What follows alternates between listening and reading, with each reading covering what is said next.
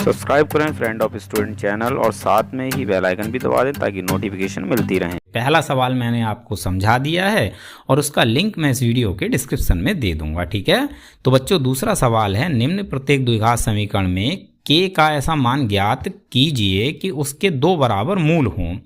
तो देखो बच्चों इस सवाल में हमें ये दो द्विघात समीकरणें दे रखी हैं, ठीक है। और बच्चों प्रत्येक समीकरण में हमें k दे रखा है। क्या दे रखा है? k दे रखा है। तो हमें इस k का मान ज्ञात करना है। तो बच्चों देखो k का मान हम कैसे ज्ञात करेंगे। तो सवाल में हमसे बोला है कि k का हमें ऐसा मान ज्ञात करना है जिससे कि प्रत्येक समीकरण के दो बराबर मूल हों। तो देखो बच्चों हमें ये पता है कि अगर किसी भी द्विघात समीकरण के दोनों मूल बराबर होते हैं तो ऐसी स्थिति में उस समीकरण का विविक्त कर यानी d 0 होता है, ठीक है। तो यहाँ पर हम क्या करेंगे, इन दोनों समीकरणों का विविक्त कर यानी d 0 लेकर चलेंगे, ठीक है। क्योंकि हमसे बोला गया है कि k का हमें ऐसा मान ज्ञात करना है जिससे कि प्रत्येक समीकरण के दोनों मूल बराबर हों। तो भाई किसी भी द्विघात समीकरण के मूल अगर बराबर हैं तो ऐसी स्थिति में उस समीकरण का d यानी विविक्त कर 0 होता है, ठीक है।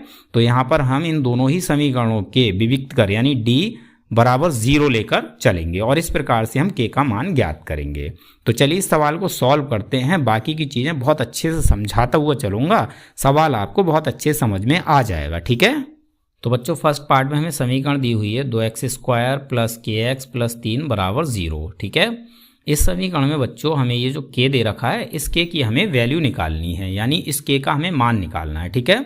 और बच्चों k का ऐसा मान निकालना है जिससे कि इस समीकरण के दोनों मूल बराबर हों। तो बच्चों अगर इस समीकरण के दोनों मूल बराबर होंगे तो ऐसी स्थिति में इस समीकरण का जो विविक्त कर है यानी d है ये कितना होगा, ये होगा भाई 0, ठीक है। तो यहाँ पर हमें d बराबर 0 लेकर इसको सॉल्व करना है, क्लियर है। तो इसके लिए बच्चों सबसे पहले हम क्या करेंगे, इस समीकरण में a b c का मान निकालेंगे, ठीक है। तो a बराबर a क्या होता है बच्चों, a होता है x² का गुणांक। तो इस समीकरण में x² का गुणांक है 2, तो a की वैल्यू हो जाती है 2, ठीक है। और अगर b की बात करें तो बच्चों b क्या होता है, b होता है x का गुणांक। तो इस समीकरण में x का गुणांक है k, तो भाई b की वैल्यू हो जाती है k, ठीक है। और c की बात करें तो c क्या होता है बच्चों, c होता है अचर पद। तो इस समीकरण में अचर पद है +3, तो c की वैल्यू हो जाती है 3, ठीक है।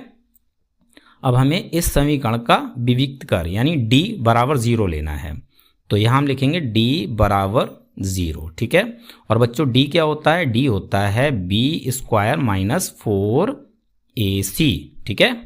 भाई किसी भी समीकरण का विविक्त कर यानी d निकालने के लिए हम कौन सा फॉर्मूला लगाते हैं, तो फॉर्मूला होता है b² - 4ac। तो हमने d को लिख लिया b² - 4ac, ठीक है।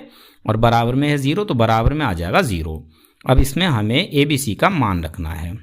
तो b² है k, तो यहाँ हो जाएगा भाई k का स्क्वायर -4 गुणा a है 2 गुणा c है 3, ठीक है। तो हमने सभी मान रख लिए और बराबर 0, तो बराबर 0 भी रख लिया। अब इसको सॉल्व करते हैं, k², तो यहाँ से हमें k² मिलेगा, ठीक है। -4 दूनी 8, 8 × 24, तो ये हो गया भाई 24 और बराबर 0। तो यहाँ से हमें k² बराबर कितना मिलेगा भाई, -24 को जब हम इधर लाएंगे तो ये हो जाएगा +24। तो k² बराबर हमें मिल गया 24, ठीक है। तो k बराबर कितना मिल जाएगा भाई, यह हमें मिलेगा ± रूट के अंदर 24, ठीक है। यहाँ से हम जब स्क्वायर हटाएंगे तो 24 किस में आ जाएगा भाई, रूट के अंदर आ जाएगा। और रूट के अंदर जो भी संख्या होती है उसका मान हमें ± दोनों में ही मिलता है। तो यहाँ से हमें k की वैल्यू मिल गई ±√24, ठीक। अब √24 को आप किस तरह से लिख सकते हो भाई, √24 को हम लिख सकते हैं, इसके अभाज्य गुणनखंड कर लेते हैं पहले। 24 के 2 से 2 × 2 2 दूनी 4, फिर 2 से 2 × 12, फिर 2 से 2 × 6 और फिर 3 से 3 × 3। तो भाई √24 को हम क्या लिख सकते हैं, रूट के अंदर 2 × 2 × 2 × 3, ठीक है। तो सबसे पहले इस तरह से हम इसको लिख लेते हैं, ± रूट के अंदर 2 × 2 × 2 × 3, ठीक है। तो यहाँ से हम k की वैल्यू निकालेंगे तो के की वैल्यू हमें कितनी मिलेगी? भाई हमें पता है रूट के अंदर अगर किसी भी संख्या का पेयर बन जाता है, जोड़ा बन जाता है, तो वो संख्या रूट के बाहर आ जाती है। तो यहाँ पर इन दोनों 2 का बन गया जोड़ा, तो यहाँ से एक बार 2 आ जाएगा भाई रूट के बाहर, ठीक है। अब इस 2 का जोड़ा नहीं बना है और इस 3 का भी जोड़ा नहीं बना है, तो ये दोनों संख्या रह जाएंगी रूट के अंदर। तो रूट के अंदर कितना रह जाएगा भाई? 2 3 6। तो यहाँ से हमें के की वैल्यू मिल गई +-2√6 और यही हो गया हमारा आंसर, ठीक है। +-2√6 का मतलब क्या है बच्चों? तो इसका मतलब है कि एक बार हमें 2√6 प्लस में लेना है और एक बार हमें 2√6 माइनस में लेना है। तो आप इसको इस तरह से भी लिख सकते हो, +2√6 और -2√6, ठीक है। तो ये हो गई के की वैल्यू। अगर हम के इन दोनों ही मानों को इस समीकरण में रखते हैं तो ऐसी स्थिति में हमें इस समीकरण के दोनों ही मूल बराबर देखने को मिलेंगे, ठीक है।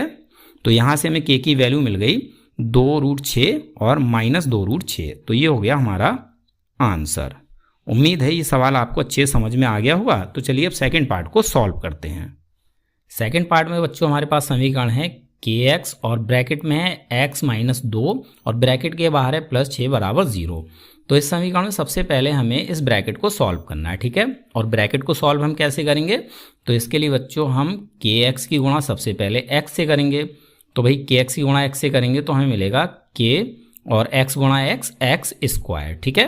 फिर यहाँ माइनस है, माइनस लगा लेते हैं। अब kx की गुणा हमें 2 से भी करनी है, तो kx की गुणा 2 से करेंगे तो ये हो जाएगा 2kx, ठीक है।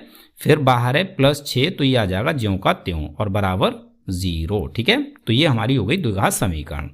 अब यहाँ हमें इस समीकरण में a, b और c की वैल्यू निकाल लेनी है, ठीक है। तो बच्चों a क्या होता है? a होता है x² का गुणांक। तो बच्चों इस समीकरण में x² का गुणांक है k, तो a की वैल्यू हो जाती है k, ठीक है। और अगर हम b की बात करें तो b होता है x का गुणांक। तो इस समीकरण में x का गुणांक है -2k, तो b की वैल्यू हो जाती है -2k, ठीक है। और c की बात करें तो c होता है अचर पद, तो अचर पद है भाई +6, तो c की वैल्यू हो जाती है 6, ठीक है। अब हमें इस समीकरण का विविक्त कर 0 लेना है, तो हम यहाँ लिखेंगे d = 0, ठीक है। और d क्या होता है बच्चों? तो d होता है b² - 4ac और बराबर में 0। मान रखते हैं b², तो b है हमारे पास -2k, तो b की वैल्यू हो गई -2k और स्क्वायर है तो स्क्वायर आ जाएगा, ठीक है। फिर -4 गुणा a है k, तो a की वैल्यू हो गई k गुणा c है 6, तो c की वैल्यू 6, ठीक है। सारी वैल्यूज रख ली। अब बराबर में है 0, तो बराबर में लगा लिए 0। सॉल्व करते हैं -2k का स्क्वायर, तो -2k गुणा -2k, तो ये हो जाएगा +4k², ठीक है। फिर -4 गुणा k, ये 4k हो जाएगा, 4k गुणा 6 से करेंगे तो ये हो जाएगा 4×6 24k बराबर 0, ठीक है। अब यहाँ बच्चों इसमें ये 2 पद हैं, एक पद है 4k², दूसरा पद है -24k। इन दोनों में जो कॉमन है वो कॉमन हम ले लेते हैं, ठीक है। देखो इसमें k है और इसमें k है, तो दोनों में k है तो k हो जाएगा कॉमन। इसमें 4 है और इसमें है 24, दोनों ही 4 के पहाड़े में आते हैं, तो 4 भी हो जाएगा कॉमन। तो इन दोनों ही पदों में 4k हो जाता है कॉमन, तो हम 4k कॉमन लेंगे, ठीक है। 4k² में से 4k कॉमन ले लेंगे तो अंदर बचेगा k, -24k में से हम 4k कॉमन लेंगे तो अंदर क्या बचेगा भाई? k कॉमन आ गया, बचा 24, 24 को हम 4 से भाग देंगे तो 4×6 24, तो जब हम 24k में से 4k कॉमन लेंगे तो बचेगा 6, ठीक है। और बराबर में है 0। क्लियर है यहाँ तक? ठीक है। अब बच्चों यहाँ पर हमें ये 2 गुणनखंड मिले हैं, एक गुणनखंड है 4k और दूसरा गुणनखंड है k-6, तो हमें 4k बराबर 0 लेना है, ठीक है। और k-6 बराबर भी 0 लेना है, ठीक है। अब यहाँ से हम k की वैल्यूज को निकालेंगे, तो 4k बराबर 0, तो k बराबर क्या हो जाएगा बच्चों? भाई 0 के बटे में आ जाएगा 4, ठीक है। तो k बराबर हमें कितना मिलेगा? 4 से 0 को भाग देंगे तो मिलेगा 0, ठीक। तो यहाँ से हमें k का एक मान मिला 0, ओके। अब यहाँ बात करते हैं k-6 बराबर 0, तो k बराबर कितना हो जाएगा भाई? -6 इधर आएगा तो ये हो जाएगा +6, तो यहाँ से हमें k का मान मिला है 6। अब k बराबर 0 होगा या k बराबर 6 होगा? तो देखो बच्चों k बराबर कभी 0 हो ही नहीं सकता। क्यों नहीं हो सकता? तो इसके लिए बच्चों सबसे पहले आप अपनी द्विघात समीकरण को देखिए। आपकी द्विघात समीकरण है के x square minus 2kx plus 6 बराबर 0। अब यहाँ अगर बच्चों हम के की वैल्यू 0 ले लेते हैं तो 0 से एक्स स्क्वायर ही गुणा करेंगे तो ये पूरा पद 0 हो जाएगा। जब ये पूरा पद 0 हो जाएगा तो एक्स स्क्वायर का पद ही खत्म हो जाएगा, तो ये एक द्विघात समीकरण नहीं रहेगी ऐसी स्थिति में। ठीक है, तो के का मान कभी 0 इस समीकरण में हो ही नहीं सकता है। तो यहाँ पर के बराबर 0 कैंसिल हो जाता है। ठीक है, अब यहाँ हमें मिला के बराबर 6, तो हमारा आंसर क्या हो जाएगा भाई? हमारा आंसर हो जाएगा के बराबर 6। ठीक है, अगर हम इस समीकरण में के की वैल्यू 6 रखते हैं तो इस समीकरण के हमें दोनों ही मूल बराबर देखने को मिलेंगे। ठीक है, तो यहाँ से हमें के की वैल्यू मिल गई 6 और ये हो गया हमारा आंसर। तो बच्चों तीसरा सवाल है, क्या एक ऐसी आम की बगिया बनाना संभव है जिसकी लंबाई चौड़ाई से दुगनी हो और क्षेत्रफल 800 मीटर स्क्वायर हो? यदि है तो उसकी लंबाई और चौड़ाई ज्ञात कीजिए। तो देखिए बच्चों, आसान सा सवाल है। हमसे बोला है कि क्या एक ऐसी आम की बगिया बनाना संभव है जिसकी लंबाई इसकी चौड़ाई से दुगनी हो और इसका क्षेत्रफल हो 800 मीटर स्क्वायर। अगर ऐसी बगिया बनाना संभव है तो हमें इस बगिया की लंबाई और चौड़ाई दोनों ही ज्ञात करनी है। ठीक है, तो चलिए इस सवाल को सॉल्व करते हैं। एक एक चीज़ मैं आपको अच्छे से समझाता हुआ चलूँगा, सवाल आपको समझ में आ जाएगा। ठीक है बच्चों, तो चलिए सॉल्व करते हैं। तो देखिए बच्चों, सवाल में हमसे बोला गया है कि हमें बगिया की लंबाई और चौड़ाई दोनों ही ज्ञात करनी है। ठीक है, हमें लंबाई और चौड़ाई इन दोनों में एक संबंध भी दे रखा है। संबंध क्या है बच्चों? तो हमसे बोला है कि बगिया की जो लंबाई है ये इसकी चौड़ाई से दुगनी है। तो देखो बच्चों, हमें क्या करना है, हम ये मान लेते हैं कि बगिया की चौड़ाई x है। ठीक है, अगर बच्चों बगिया की चौड़ाई x है तो बगिया की लंबाई कितनी हो जाएगी भाई? लंबाई चौड़ाई से दुगनी है। चौड़ाई हमने x मानी है तो लंबाई कितनी हो जाएगी भाई? x की दुगनी हो जाएगी, तो लंबाई हो जाएगी 2x। ठीक है, बगिया का क्षेत्रफल हमें कितना दे रखा है? तो बच्चों ये दे रखा है 800 मीटर स्क्वायर। ठीक है बच्चों, यहाँ तक बात समझ में आई। अब देखो बच्चों, हमें क्या करना है, बगिया का क्षेत्रफल फॉर्मूला क्या होगा भाई? फॉर्मूला होगा लंबाई गुणा चौड़ाई। ठीक है, तो चाहे आप बगिया का क्षेत्रफल बोलो चाहे इसको लंबाई गुणा चौड़ाई बोलो, बात एक ही है। ठीक है, तो हमने बगिया का क्षेत्रफल को लिख लिया है लंबाई गुणा चौड़ाई। क्लियर है, और बराबर में कितना है 800, तो बराबर में हम लिख लेंगे 800। ठीक है, अब यहाँ बच्चों हम लंबाई और चौड़ाई का मान रख देंगे। तो देखो, चौड़ाई है x और लंबाई है 2x। ठीक है, तो यहाँ मान रखते हैं लंबाई 2x गुणा चौड़ाई x बराबर 800। अब इसको सॉल्व करते हैं, 2x की गुणा x से करेंगे तो ये हो जाएगा भाई 2x स्क्वायर बराबर 800। x स्क्वायर बराबर कितना हो जाएगा बच्चों? 2 की साइड चेंज करेंगे, इधर 800 है तो 2 आ जाएगा 800 के बटे में। 2 से 800 400 बार में हो जाएगा कैंसिल। ठीक है, तो x स्क्वायर बराबर हो जाता है 400। ठीक है, अब हम 400 को इस तरफ लेकर आएंगे। x स्क्वायर जब 400 को इधर लाएंगे तो ये -400 हो जाएगा। ठीक है, और बराबर में बचेगा 0।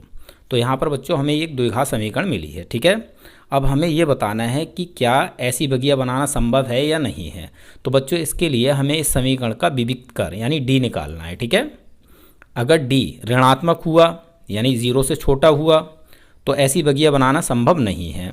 ठीक है, और अगर d ऋणात्मक नहीं हुआ तो बगिया बनाना संभव है। क्लियर है, तो हमें क्या करना है बच्चों, हमें इस समीकरण का विविक्त कर निकालना है। ठीक, तो d निकालने के लिए बच्चों सबसे पहले हमें इस समीकरण में a, b और c की वैल्यू निकालनी है। ठीक है, तो देखो बच्चों, a क्या होता है बच्चों? a होता है x स्क्वायर का गुणांक। तो इस समीकरण में x स्क्वायर का गुणांक क्या है भाई? यहाँ x स्क्वायर के सामने कोई भी संख्या नहीं है, जहाँ कोई भी संख्या नहीं होती वहाँ होता है 1, तो यहाँ पर है 1 यानी a हो जाता है 1। ठीक है, और बच्चों b क्या होता है? b होता है x का गुणांक। अब इस समीकरण में x का पद ही नहीं है, अगर यहाँ x का पद नहीं है तो इसका मतलब है कि x का गुणांक है 0। ठीक है, तो b हो जाएगा 0। क्लियर है, ठीक है, और c की बात करें बच्चों तो c क्या होता है? c होता है अचर पद।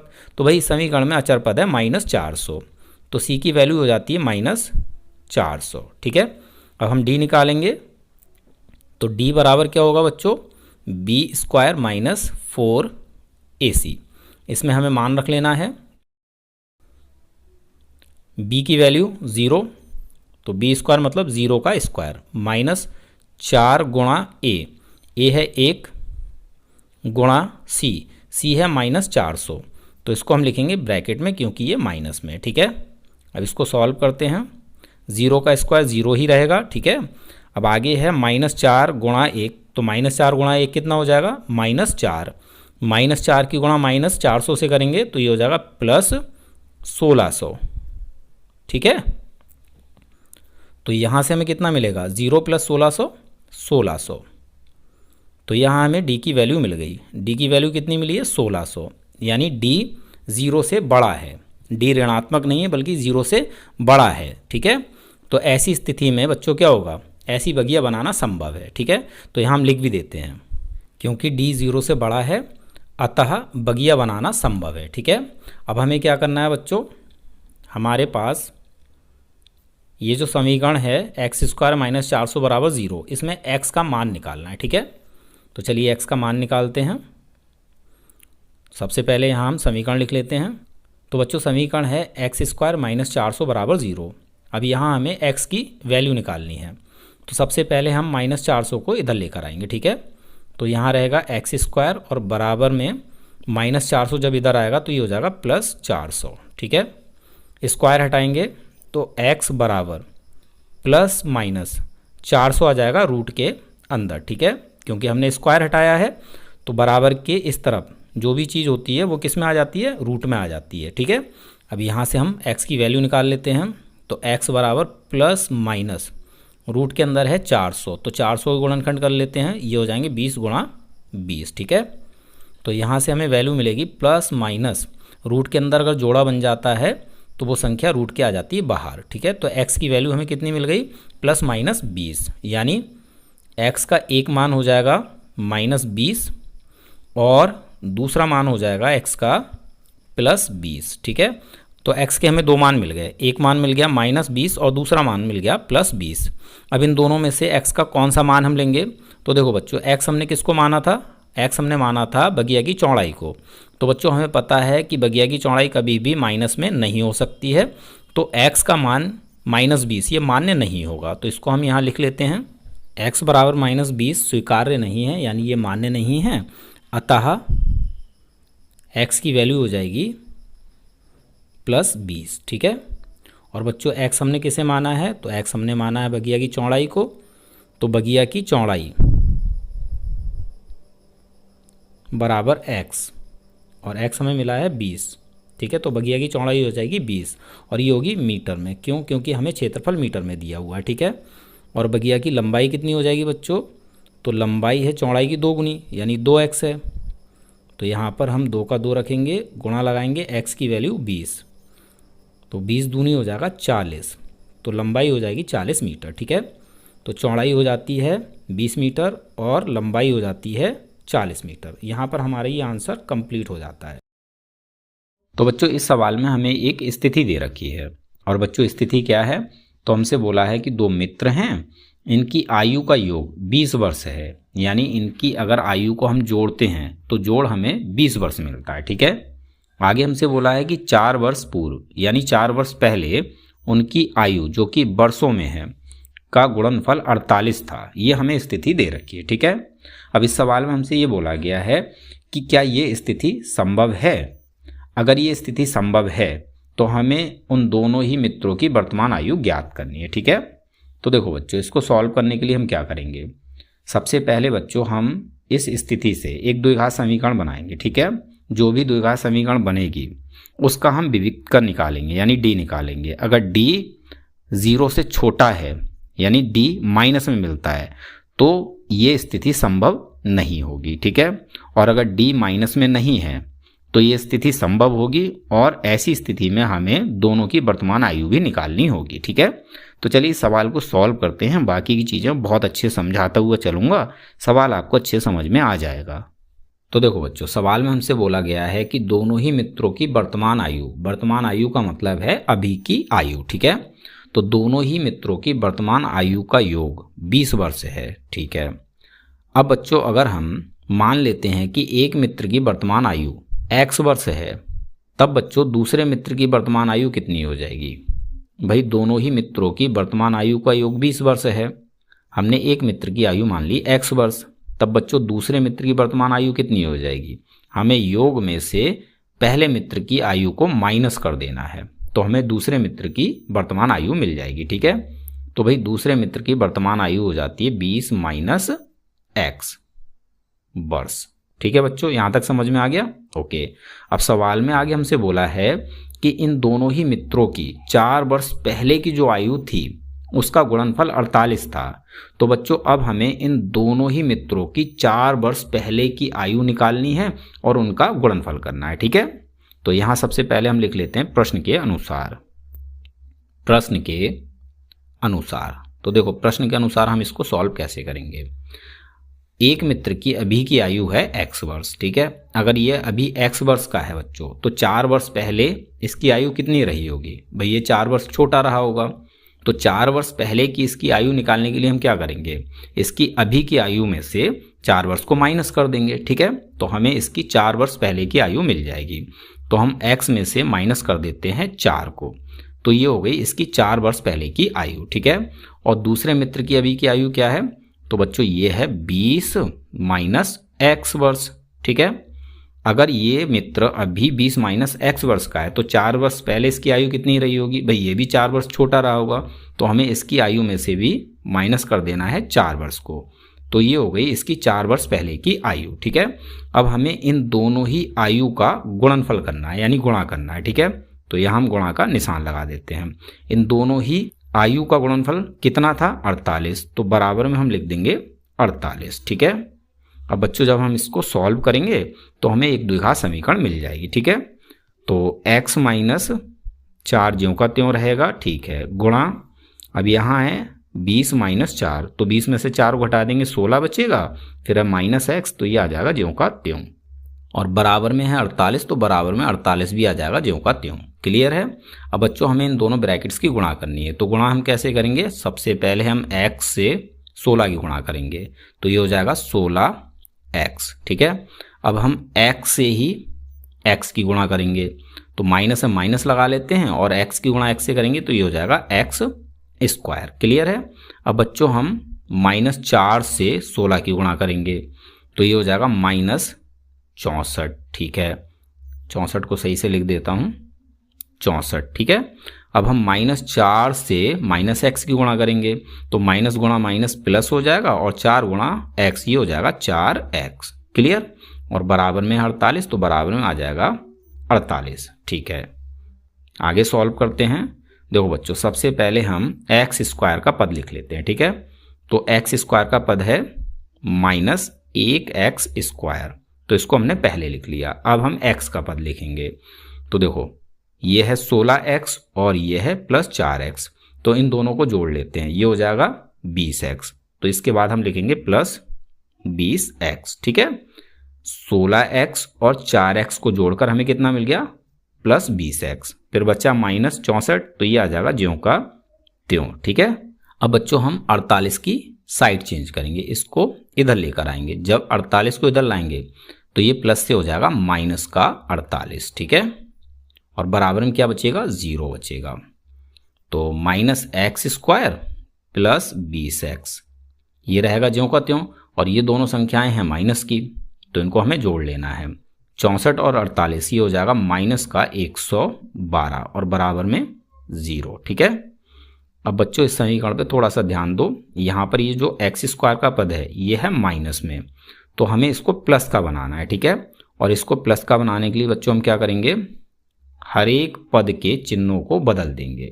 ठीक है, इस तरह से x स्क्वायर का पद प्लस का हो जाएगा, तो माइनस x स्क्वायर को हम कर देंगे भाई प्लस x स्क्वायर, और प्लस 20x को हम कर देंगे माइनस 20x। ठीक है, और माइनस 112 को कर देंगे प्लस 112, और बराबर 0। तो बच्चों हमें ये एक द्विघात समीकरण मिल गई। ठीक है, अब हम इस समीकरण का विविक्त कर यानी d निकालेंगे। अगर d 0 से छोटा हुआ यानी माइनस में हुआ तो सवाल में जो हमें स्थिति दे रखी है वो संभव नहीं है, ठीक है। और अगर बच्चों डी माइनस में नहीं हुआ तो स्थिति संभव होगी, ठीक है। तो डी निकालते हैं। डी निकालने के लिए हमें समीकरण में ए बी सी की वैल्यू निकालनी है, ठीक है। तो बच्चों ए क्या होता है, ए होता है एक्स स्क्वायर का गुणांक। तो इस समीकरण में एक्स स्क्वायर का गुणांक क्या है भाई, यहाँ पर कोई भी संख्या नहीं है तो यहाँ पर है 1, ठीक है। तो एक्स स्क्वायर का गुणांक है 1, तो ए की वैल्यू हो जाती है 1, ठीक है। बी की बात करें तो बच्चों बी क्या होता है, बी होता है एक्स का गुणांक। तो इस समीकरण में एक्स का गुणांक है -20, तो बी हो जाता है -20। और बच्चों अगर हम सी की बात करें तो सी होता है अचर पद, तो अचर पद है +112, तो सी की वैल्यू हो जाती है 112, ठीक है। अब हम डी निकालते हैं। तो डी बराबर फॉर्मूला होता है बी स्क्वायर -4ac। इस फॉर्मूले में हमें मान रखने हैं, ठीक है। तो बी स्क्वायर, बी है हमारे पास -20, तो -20 का स्क्वायर -4 गुणा ए है 1 गुणा सी है 112, ठीक है। सॉल्व करते हैं।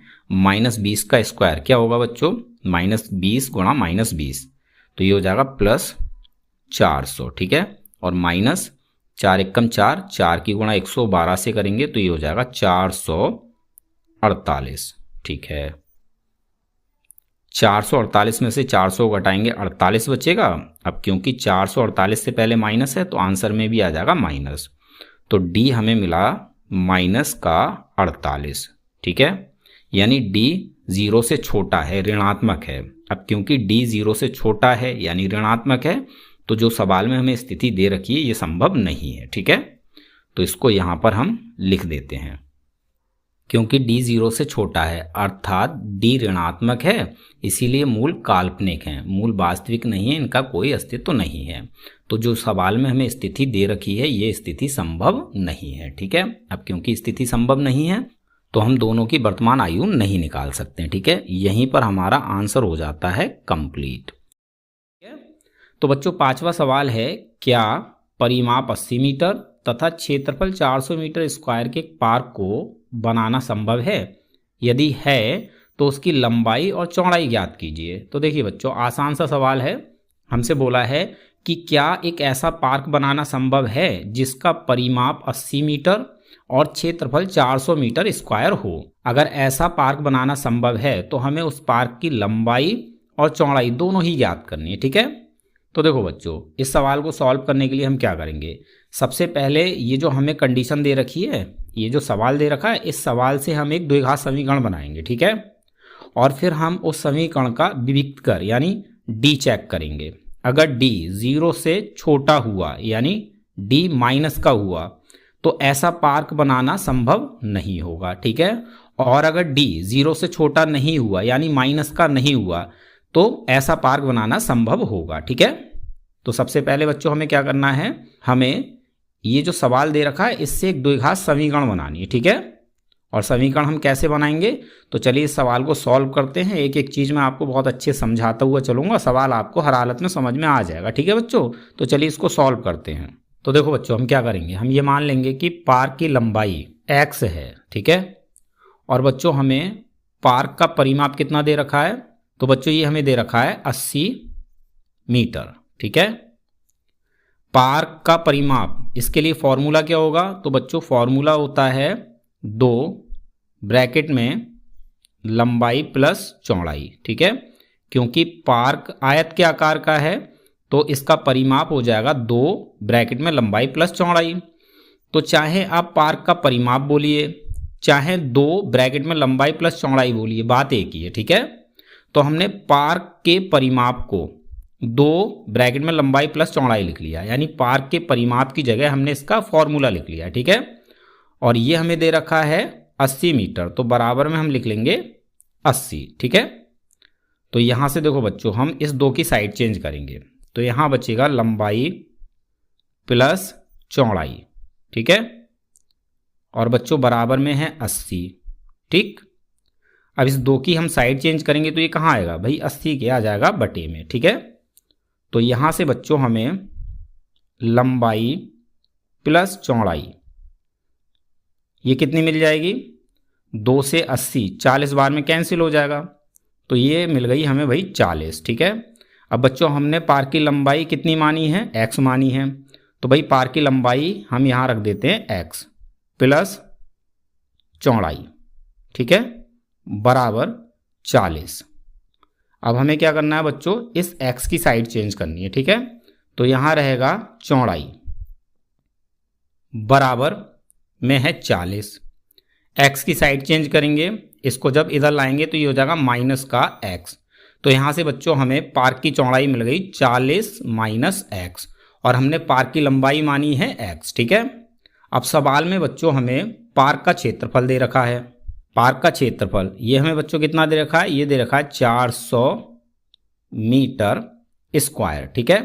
पार्क का क्षेत्रफल फॉर्मूला क्या होगा इसका, तो बच्चों पार्क होगा आयत के आकार का, तो आयत के क्षेत्रफल का फॉर्मूला है लंबाई गुणा चौड़ाई, ठीक है।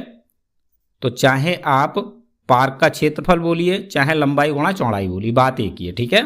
तो हमने पार्क का क्षेत्रफल को लिख लिया लंबाई गुणा चौड़ाई, और ये हमें दे रखी है 400 मीटर स्क्वायर, तो बराबर में आ जाएगा 400, ठीक है। अब यहाँ हम लंबाई और चौड़ाई इन दोनों का मान रख लेते हैं, ठीक है। तो लंबाई हमने मानी है x गुणा चौड़ाई हमें कितनी मिली है, तो चौड़ाई बच्चों हमें मिली है 40 माइनस x, ठीक है। तो चौड़ाई हो जाएगी 40 माइनस x और बराबर में है 400, ठीक है बच्चों। अब इसको सॉल्व करेंगे तो हमें एक द्विघात समीकरण मिल जाएगी। चलिए सॉल्व करते हैं। x की गुणा 40 से करेंगे तो ये हो जाएगा 40x, माइनस है माइनस लगा लेंगे। अब x की गुणा x से करेंगे तो ये हो जाएगा x स्क्वायर, बराबर में है 400, ठीक है। अब देखो बच्चों सबसे पहले हमें क्या करना है, इस x स्क्वायर के पद को सबसे पहले लिखना है, ठीक है।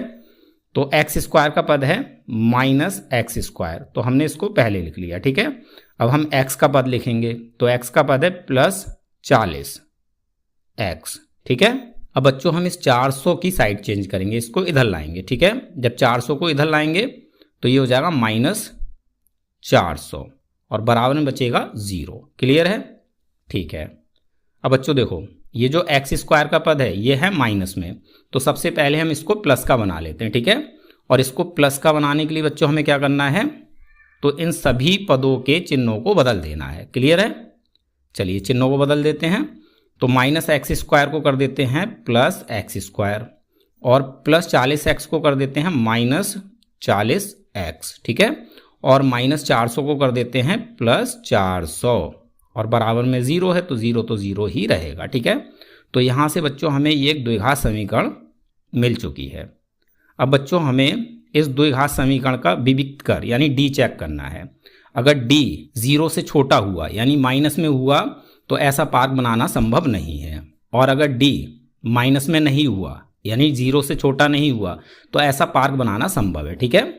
तो बच्चों इस समीकरण का डी निकालने के लिए सबसे पहले हमें इस समीकरण में ए, बी और सी का मान निकालना है, ठीक है। तो बच्चों ए क्या होता है, ए होता है एक्स स्क्वायर का गुणांक। तो इस समीकरण में एक्स स्क्वायर का गुणांक क्या है, भाई यहाँ कोई संख्या नहीं है तो यहाँ है 1, ठीक है। तो एक्स स्क्वायर का गुणांक है 1, तो ए हो जाता है 1, ठीक है। अब अगर बी की बात करें बच्चों तो बी क्या होता है, बी होता है एक्स का गुणांक। तो बच्चों इस समीकरण में एक्स का गुणांक है -40, तो बी हो जाएगा -40, ठीक है। और बच्चों अगर हम सी की बात करें तो सी क्या होता है, सी होता है अचर पद। तो इस समीकरण में अचर पद है +400, तो सी हो जाता है 400, ठीक है। अब डी निकाल लेते हैं, तो डी बराबर फॉर्मूला है b² - 4ac, ठीक है। अब इस फॉर्मूले में हम मान रख लेते हैं। तो बच्चों b², बी हमारे पास है -40, तो -40 का स्क्वायर -4 गुणा ए हमारे पास है 1 गुणा सी हमारे पास है 400, ठीक है। इसको सॉल्व करते हैं। -40 का स्क्वायर, -40 का स्क्वायर बच्चों कितना होगा, -40 गुणा -40, माइनस गुणा माइनस प्लस हो जाएगा, और 40 गुणा 40 ये हो जाएगा भाई 1600, ठीक है। फिर -4 × 4, 4 की गुणा 400 से करेंगे तो ये हो जाएगा 1600, ठीक है। तो बच्चों यहां से हमें मिलेगा 1600 - 1600 0, तो डी हमें मिला है 0, यानी इस समीकरण का विविक्त कर डी है 0। अब बच्चों क्योंकि डी 0 से बड़ा है, 0 से छोटा नहीं है, यानी डी यहां पर माइनस में नहीं है, तो ऐसी स्थिति में बच्चों इस समीकरण के मूल वास्तविक और समान होंगे, तो ऐसा पार्क बनाना संभव है। ठीक है, तो इसको हम लिख देते हैं। क्योंकि d 0 है इसीलिए समीकरण के मूल वास्तविक और समान है। अब क्योंकि मूल वास्तविक और समान है तो ऐसी स्थिति में बच्चों इस पार्क को बनाना संभव है। ठीक है, जब d 0 होता है या 0 से बड़ा होता है तो बच्चों मूल होते हैं वास्तविक। ठीक है, और अगर d 0 से छोटा होता है यानी माइनस में होता है तो मूल वास्तविक नहीं होते हैं, ये काल्पनिक होते हैं। ठीक है, अब क्योंकि यहाँ पर d 0 है तो इस समीकरण के मूल वास्तविक और समान है, तो ऐसी स्थिति में पार्क बनाना संभव है। अब पार्क बनाना अगर संभव है तो हमें इस पार्क की लंबाई और चौड़ाई दोनों ही ज्ञात करनी है। ठीक है, तो इसके लिए बच्चों हम क्या करेंगे, हम इस समीकरण के मूल निकालेंगे। ठीक है, और बच्चों मूल निकालने का हमारे पास फॉर्मूला क्या है, तो बच्चों फॉर्मूला है -b प्लस माइनस रूट के अंदर b² - 4ac। ठीक है, अब क्योंकि बच्चों b² - 4ac d होता है तो हम भाई रूट के अंदर d लिख लेते हैं। ठीक है, तो बच्चों हमने रूट के अंदर लिख लिया d, चाहे आप b² - 4ac लिखो चाहे d लिखो, बात एक ही है। ठीक है, और बटे में होता है 2a। ठीक है, ये हमारा फॉर्मूला है। अब इसमें हम मान रख लेते हैं तो हमें इस समीकरण के मूल मिल जाएंगे। तो सूत्र का माइनस ज्यों का त्यों रहेगा। b की वैल्यू कितनी है बच्चों, तो b हमारे पास है -40। ठीक है, फिर प्लस माइनस रूट के अंदर d, और d बच्चों हमें कितना मिला है, d मिला है 0, तो रूट के अंदर आ जाएगा 0 और बटे में 2 गुणा a हमारे पास कितना है बच्चों, तो a है 1। ठीक है, इसको सॉल्व करते हैं। यहां से ब्रैकेट हटाएंगे, बाहर माइनस अंदर माइनस, तो माइनस गुणा माइनस प्लस हो जाएगा, तो ये हो जाएगा प्लस का 40। फिर प्लस माइनस रूट के अंदर 0 है, रूट के अंदर 0 का मतलब भाई 0 ही। ठीक है, और बटे में 2 एकम 2। क्लियर है यहां तक। ठीक है, अब देखो बच्चों 40 प्लस माइनस 0, 40 में चाहे आप 0 को प्लस करो चाहे माइनस करो, 40 40 ही रहेगा। ठीक है, तो ऊपर रहेगा हमारा 40 और बटे में है 2। ठीक है, 2 से 40 20 बार में हो जाएगा कैंसिल। तो यहां से बच्चों हमें x की वैल्यू कितनी मिल गई भाई, 20 मिल गई। ठीक है, और बच्चों x हमने किसे माना था, तो x माना था हमने पार्क की लंबाई को, तो पार्क की लंबाई हो जाएगी 20 मीटर। ठीक है, तो इसको हम यहाँ लिख देते हैं।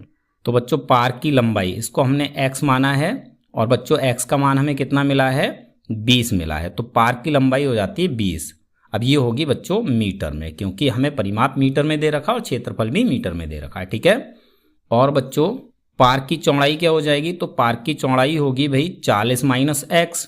ठीक है, तो यहाँ बच्चों 40 का 40 रहेगा और x की वैल्यू है 20, तो भाई इसमें से हम 20 को कर देंगे माइनस। ठीक है, तो यहाँ से हमें बच्चों चौड़ाई कितनी मिल जाएगी, 40 में से 20 को घटाएंगे 20, और ये भी होगी मीटर में। ठीक है, तो इस पार्क की लंबाई 20 मीटर है और चौड़ाई भी है 20 मीटर। ठीक है, तो यहाँ पर हमारा ये आंसर हो जाता है कंप्लीट। उम्मीद है सवाल आपको समझ में आ गया होगा। तो मिलते हैं अपने अगले वीडियो क्लास में।